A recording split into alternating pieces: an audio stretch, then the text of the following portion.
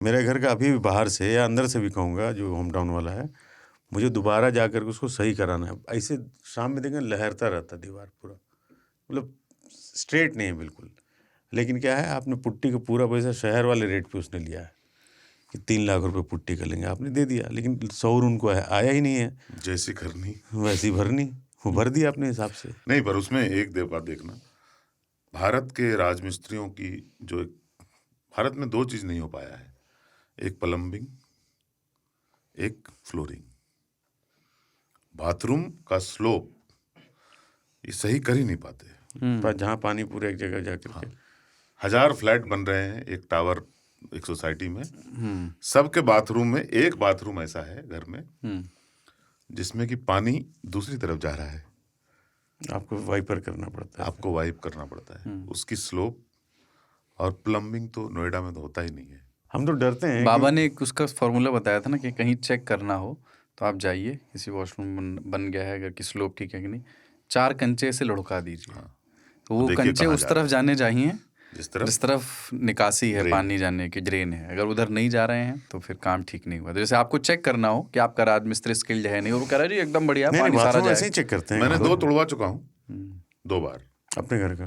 हाँ, पहले वाले को ठीक करने के लिए तुड़वा के काम करवाया, ये भी सही नहीं कर पाया तो फिर उसको तुड़वाया, फिर 2 तुड़वा चुका हूँ, एक और तुड़वाना है। छोड़ दीजिए उसको, वाइप कर लीजिएगा, क्योंकि बस सबसे अच्छा गाँव। नाश्ते को लेकर के भी इनकी बहुत सख्त डिमांड होती है। मतलब अगर आप इनको चने की घुघरी दे दें चाय के साथ शाम, अब नहीं है, अब बंद हो गया ये सब। अब बंद हो गया, तो ठेकेदार की जिम्मेदारी हो गई ना कि पहले आप उसके लिए जिम्मेदार नहीं, पर अगर आप छोटा काम करा रहे हैं तो अभी भी आप देते हैं। जैसे मान लीजिए पुताई में आप देते हैं, है ना, उसमें कोई नहीं, वो इंसानियत में मिलता है। लेकिन आजकल क्या है, गाँव में भी लोगों को लगता है भैया महंगाई बहुत हो गई है, मतलब 450 450 रुपये मजदूर ले रहा है, राजमिस्त्री 700 तक ले रहे हैं, और उनका टाइम फिक्स है कि सुबह 9 बजे आएंगे और 5 बजे चले जाएंगे। उसमें वो 1 घंटे का ब्रेक भी मानते हैं कि 1 घंटा हम खाना खाएंगे, रेस्ट करेंगे। 1-1.5 घंटा वो कामचोरी मार ही लेते हैं। एक आदमी बीड़ी फूंक रहा था, कोई हगने चला गया, कोई कहीं चला गया।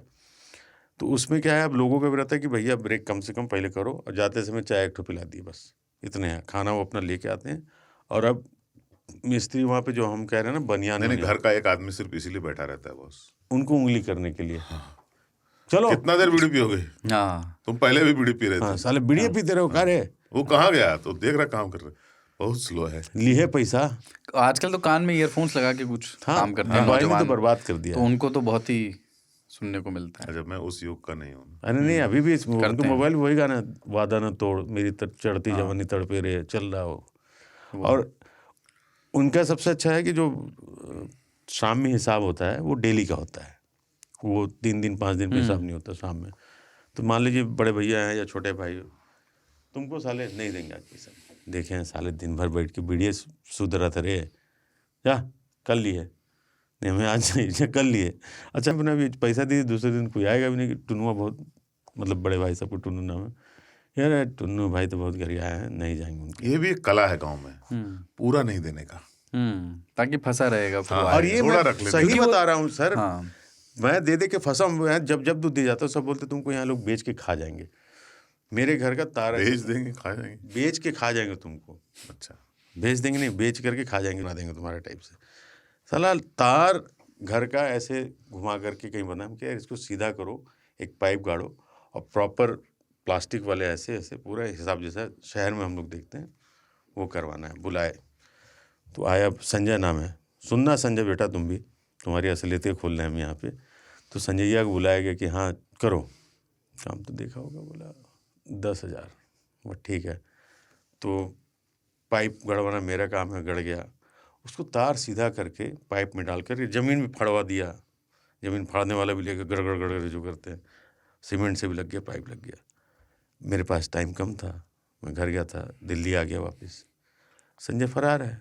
तो फिर दूधी गए, उसको गरियाए, तो तार आधा खींच दिया, अब नीचे से नहीं लाया। 1 साल हो गया था जब उसको पूरा एकदम गुस्से से पकड़ा कि अब तुमको हम साले बता रहे हम जाने से मार देंगे, तब आकर के पूरा खींचा, पैसा दीजिए हम। तो हम निकाल से बोले नहीं, इसको एकदम तड़पा के पैसा देना, 200-100 करके, क्योंकि उसने भी तड़पाया, 1 साल लगा। जितना मुझे तड़पाया है ऐसा तुमको भी मैं तड़पाऊंगा।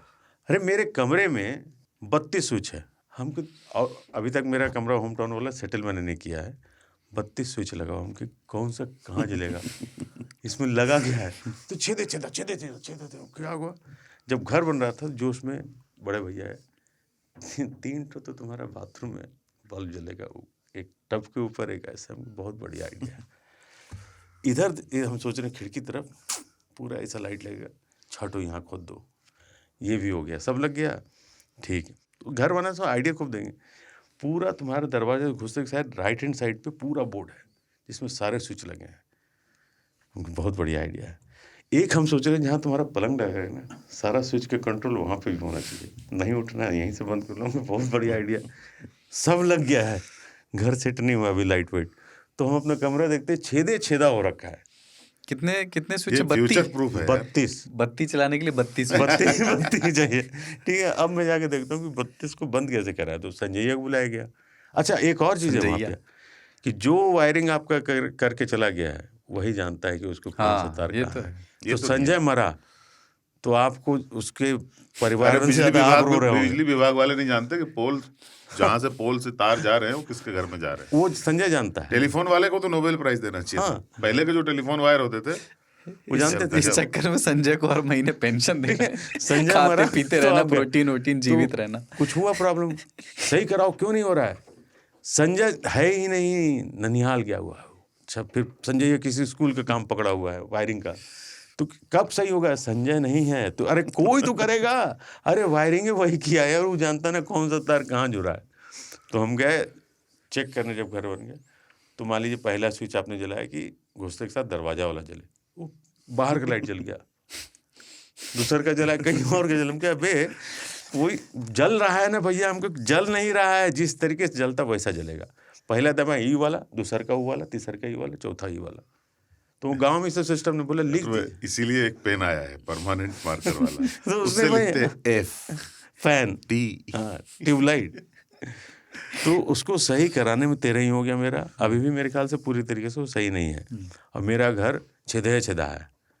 अब वो अरे इसको फ्यूचर प्रूफ है ना, उसने स्कोप रखा हुआ है कि पता नहीं क्या होगा आगे चल तो के। मैंने कहा इसको बंद कर दो, मुक्का बंद करके हम दोबारा पुट्टी करा दो। वो ये नहीं कर सकते क्योंकि सारे तार जुड़े हुए हैं।